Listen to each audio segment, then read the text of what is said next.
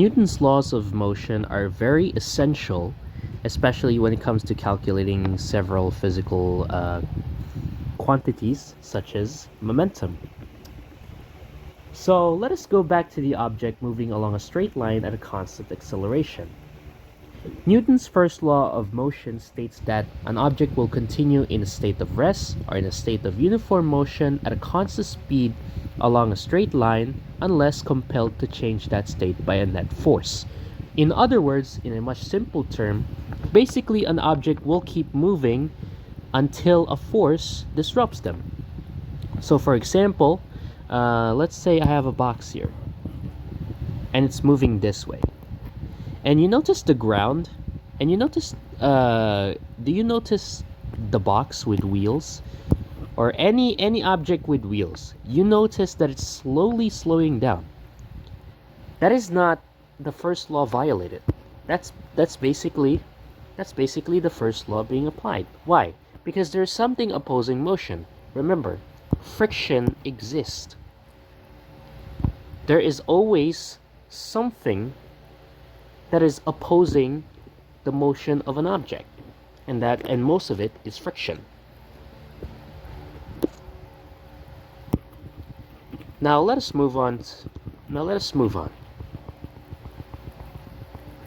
Newton's laws of motion are also very essential, especially with the Suvat equations that defines an object moving in a uniform motion, basically constant acceleration as well, uniformly accelerated motion, in other words. Basically, an object here is assumed to have a constant acceleration. The next video will involve a non-uniformly accelerated motion. Basically, we're going to use calculus on that part. But for now, we're going for the basics again. So what is momentum? The momentum of an object is a measure of how hard it is to stop a moving object, and it depends on the object's velocity and mass, which is directly proportional to each other.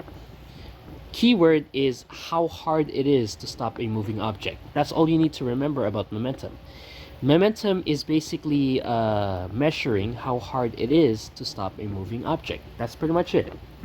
So, but mathematically, we can go ahead and derive its equation, its formula, using Newton's laws of motion, and especially the Suvat equations, or in other words, the kinetic equations. Alright, so first let us start with the equation for velocity. According to the kinematic equations, we can define velocity as this equation. V is equals to V sub O plus AT.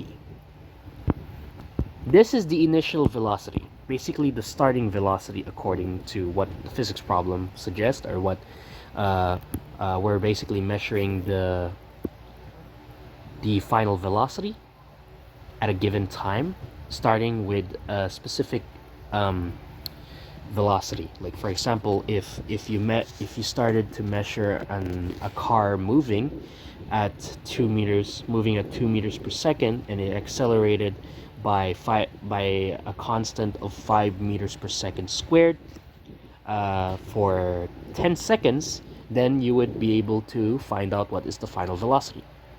But if the initial velocity is 0, then this becomes V is equals to AT. Either of the two formulas is useful to measure an object's final velocity, given that the acceleration is constant. Alright, now, and as we all know, this is acceleration, and this is time. Pretty basic, right? Okay.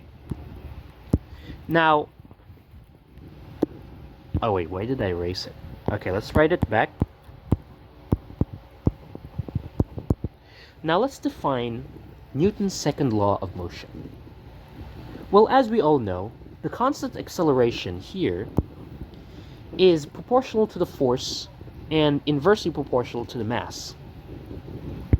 So basically, according to Newton's second law of motion, acceleration is directly proportional to the force and inversely proportional to the mass.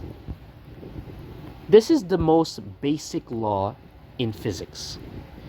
And this is how we express it. F is equals to ma. So solving for acceleration, we divide both sides of the equation by m, and we get ourselves the formula for acceleration, which is a is equals to f all over m. And this is our equation for acceleration. So Newton's second law just basically states in a much simpler words, a force accelerates an object. Basically, if you push something, it moves. That's what the second law is about. You push something and it accelerates. It moves. That's what matters.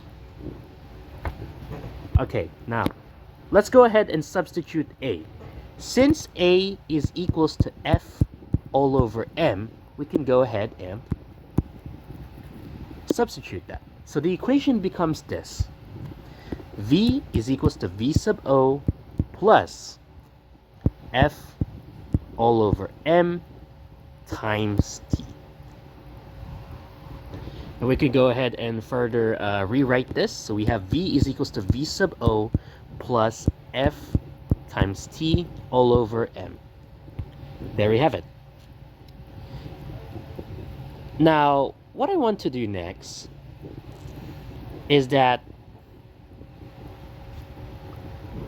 after manipulation, we can go ahead and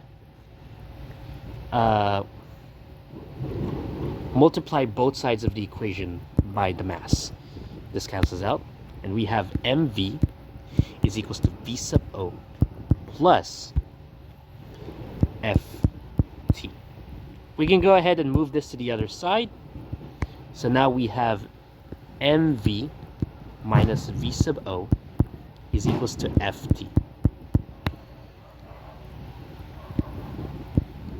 We can go ahead and rewrite this as m times the final velocity minus m times the initial velocity, and that's equals to ft. And look at this, mv, that is momentum. Momentum. So momentum is the product of mass and velocity. This is the formula in order for us to measure how hard it is to stop a moving object. But what about this one? Well, overall, this is the change in momentum. This is the change in momentum because we're accounting for the initial velocity of an object if this initial velocity is not zero.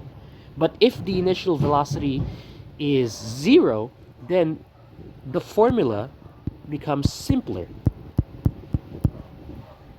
And there we have it. P is equals to mv.